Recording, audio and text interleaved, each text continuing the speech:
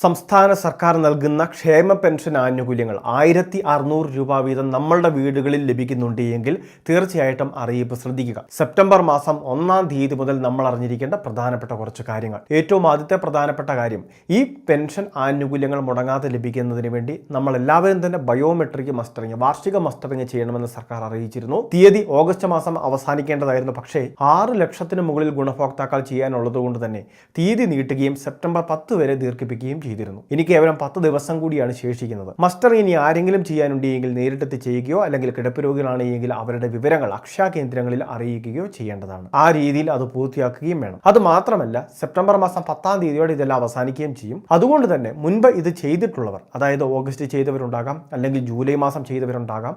അപ്പോൾ ആ മാസങ്ങളിലെല്ലാം ചെയ്തവർ സേവനയുടെ പെൻഷൻ വെബ്സൈറ്റിൽ അവരുടെ സ്റ്റാറ്റസ് കൂടി ഒന്ന് പരിശോധിക്കുക. സേവനയിൽ സ്റ്റാറ്റസ് പരിശോധിക്കുമ്പോൾ, അതായത് പെൻഷൻ ഗുണഭോക്താക്കളുടെ എല്ലാ വിവരങ്ങളും ചെക്ക് ചെയ്യാൻ പറ്റുന്ന ആ പ്രധാന വെബ്സൈറ്റ് സേവന എന്ന് പറയുന്ന പെൻഷൻ വെബ്സൈറ്റിൽ സ്റ്റാറ്റസ് പരിശോധിക്കുമ്പോൾ ഈ മസ്റ്റർ ചെയ്തിട്ടുള്ളവരാണെങ്കിൽ ഈ മസ്റ്റർ ചെയ്തിട്ടുണ്ട് എന്നും അതോടൊപ്പം തന്നെ ചെയ്ത തീയതിയും അവിടെ കാണാൻ സാധിക്കും. അത് കൃത്യസമയത്ത് തന്നെ അപ്ഡേഷൻ ആകുന്നത് കൊണ്ട് തന്നെ ഇത് പൂർത്തിയാക്കിയവരാണ് എന്ന് കൃത്യമായിട്ട് ഇതിലൂടെ മനസ്സിലാക്കാൻ സാധിക്കും.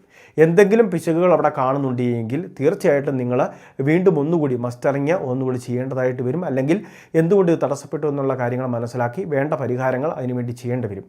അല്ലാത്ത പക്ഷം സെപ്റ്റംബർ മാസം മുതലാണ് ഈ മസ്റ്ററിങ് ചെയ്തവർക്ക് മാത്രമായിട്ട് പെൻഷൻ വിതരണം തുടങ്ങുന്നത്. അപ്പോൾ അങ്ങനെ വരുമ്പോൾ മസ്റ്ററിങ് ചെയ്യാത്ത എല്ലാവർക്കും തുക സെപ്റ്റംബർ മാസം മുതൽ തടസ്സപ്പെടുന്നതാണ്. പെൻഷൻ അക്കൗണ്ട് സസ്പെൻഡ് ചെയ്യപ്പെട്ട നിലയിലായിരിക്കും ഉണ്ടാവുക.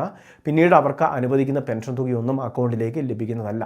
മസ്റ്ററിങ് ചെയ്യാത്തവർക്കും മസ്റ്ററിങ് എന്തെങ്കിലുമൊക്കെ പിശകുകൾ മൂലം അത് തടസ്സപ്പെട്ടവർക്കുമെല്ലാം ഈ രീതിയിൽ ആനുകൂല്യം മുടങ്ങുന്ന ഒരു മാസം കൂടിയാണ് സെപ്റ്റംബർ മാസം. ഇനി മറ്റൊരു പ്രധാനപ്പെട്ട കാര്യമുള്ളത് നമ്മളുടെ വരുമാന സർട്ടിഫിക്കറ്റുമായിട്ട് ബന്ധപ്പെട്ടാണ്. പെൻഷൻ ഗുണഭോക്താക്കൾ മുൻപ് അപേക്ഷ വെച്ചപ്പോൾ വരുമാന സർട്ടിഫിക്കറ്റ് ഹാജരാക്കിയിട്ടുണ്ട്. 1 ലക്ഷത്തിൽ താഴെ വാർഷിക വരുമാനം കാണിക്കുന്നവരെയാണ് കൃത്യമായിട്ട് ഇതിൽ അപ്രൂവ് ചെയ്ത് പെൻഷനൊക്കെ സാങ്ഷനായിട്ട് വിതരണം ചെയ്യുന്നത്. അപ്പോൾ ഈ രീതിയിൽ പെൻഷന് വേണ്ടിയുള്ള കൃത്യമായിട്ട് എല്ലാ വർഷങ്ങളിലും വരുമാന സർട്ടിഫിക്കറ്റ് കൂടി ആവശ്യപ്പെടുമെന്ന് സർക്കാർ അറിയിച്ചിട്ടുണ്ടായിരുന്നു. പക്ഷേ നിലവിൽ ഈ വർഷത്തെ വരുമാന സർട്ടിഫിക്കറ്റ് ഇതുവരെ സർക്കാർ ആവശ്യപ്പെട്ടിട്ടില്ല. അതുകൊണ്ട് തന്നെ വരുമാന സർട്ടിഫിക്കറ്റിന് വേണ്ടി പെൻഷൻ ഗുണഭോക്താക്കൾ ഇപ്പോൾ അപേക്ഷ വെക്കേണ്ട ആവശ്യമില്ല. മുൻപ് നമ്മൾ വരുമാന സർട്ടിഫിക്കറ്റ് ഒരിക്കൽ സമർപ്പിച്ചതാണ്.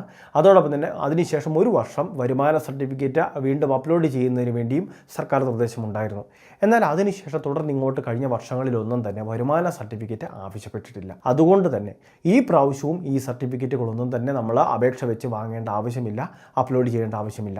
വരുമാന സർട്ടിഫിക്കറ്റ് ഇപ്പോൾ ഇതിനു വേണ്ടി പരിഗണിക്കുന്നില്ല എന്നൊരു കാര്യം പ്രത്യേകമായിട്ട് ശ്രദ്ധിക്കുക. ഇനി അതോടൊപ്പം തന്നെ എന്തെങ്കിലുമൊക്കെ രേഖകൾ ആവശ്യമായിട്ട് വരുന്നുണ്ട് എങ്കിൽ കൃത്യമായിട്ട് സർക്കാരിൻ്റെ ഭാഗത്തുനിന്ന് അറിയിപ്പ് വന്നാൽ വീഡിയോയിലൂടെ തന്നെ ആ കാര്യങ്ങൾ നിങ്ങളെ അറിയിക്കാം. ഇപ്പോൾ നമ്മൾ സമർപ്പിക്കേണ്ട അല്ലെങ്കിൽ ഇപ്പോൾ നമ്മൾ ചെയ്തു തീർക്കേണ്ട ഒരേ ഒരു കാര്യമേ ഉള്ളൂ. അത് നമ്മളുടെ ആധാർ അധിഷ്ഠിതമായിട്ടുള്ള വേരിഫിക്കേഷൻ, അതായത് ഈ ബയോമെട്രിക് മസ്റ്ററിംഗ് ആണ്. അത് മാത്രം നമ്മൾ ഈ പ്രാവശ്യം ചെയ്താൽ മതിയാകും. ക്ഷേമനിധി ബോർഡ് പെൻഷൻ ലഭിക്കുന്നവർക്കും അതോടൊപ്പം സാമൂഹ്യ സുരക്ഷാ പെൻഷൻ സ്കീമിൽ ആനുകൂല്യം വാങ്ങുന്നവർക്കുമെല്ലാം ബാധകമായിട്ടുള്ള ഒരു പ്രധാനപ്പെട്ട കാര്യം ഇത് മാത്രമാണ്. അപ്പോൾ ഈ കാര്യങ്ങൾ എല്ലാവരും ഒന്ന് ശ്രദ്ധിക്കുക. നിങ്ങളുടെ സുഹൃത്തുക്കളിലേക്ക്, ഗ്രൂപ്പുകളിലേക്കെല്ലാം ഈ അറിയിപ്പ് ഷെയർ ചെയ്തെത്തിക്കുക.